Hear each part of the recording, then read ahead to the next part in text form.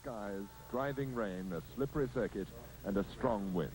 These are the conditions which face the 30 starters in this, the 14th British Grand Prix, to be run over 75 laps of the 3-mile circuit here at Aintree, 225 miles in Britain's only event to count for points in the Formula One World Championship of Drivers. The race run on behalf of the RAC by the British Automobile Racing Club with the assistance of the Daily Mirror. 30 starters lined up there on the grid with a little under 4 minutes to go to the start.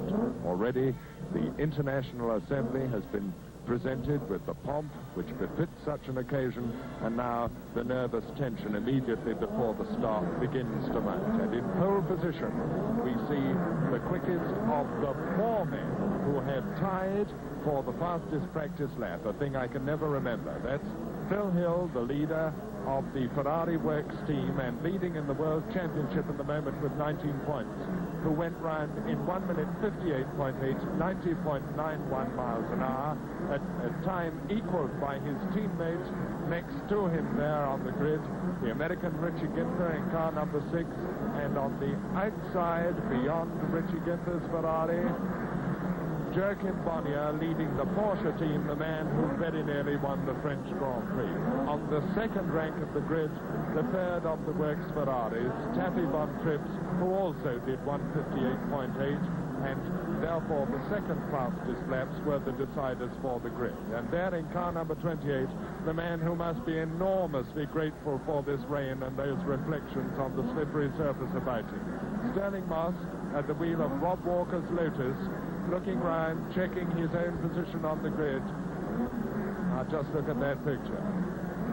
The forced smile or the casual smile? Well, your guess is as good as mine. And behind him there, with 1 minute to go, Tony Brooks, the quicker of the two VRMs, and alongside him, the two Lotus Works drivers, Innes Ireland in 16 and Jim Clark in number 18 there. And behind the rest of the field of 30 starters, there's Jim Clark, who also likes the wet and who also went very fast in practice in the wet yesterday. And behind the rest of the 30 starters, Jack Brabham is there, fairly well placed. There's him in car number 12, the other Porsche of Dan Gurney, Bruce McLaren, Graham Hill there on the inside in car number 20, and then the private entries, and there in the very center of the picture now, Jack Fairman at the wheel of the four-wheel drive Ferguson, which must be at an advantage in the wet weather here, but now seconds to go before the start. You can see the rain, 225 miles, and the 14th RAC British Grand Prix.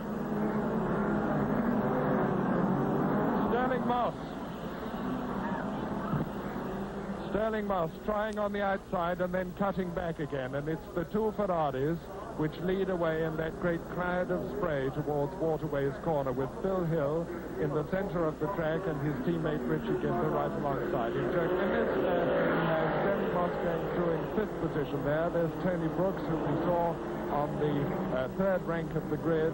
And just look at the conditions as the drivers go through this over 100-mile-an-hour corner in the dry.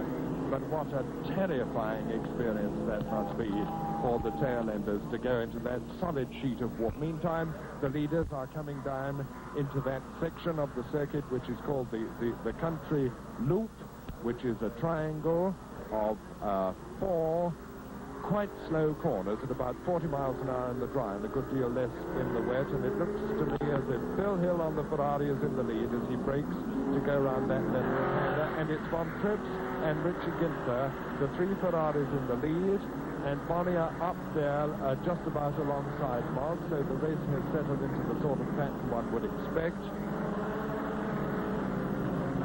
I'm keeping an eye for the Ferguson. It went through on the inside there, taking an entirely different line from everybody else, with Fairman relying on his four-wheel drive. Meantime, the leader is going down Valentine's Way now, which is an extremely fast straight.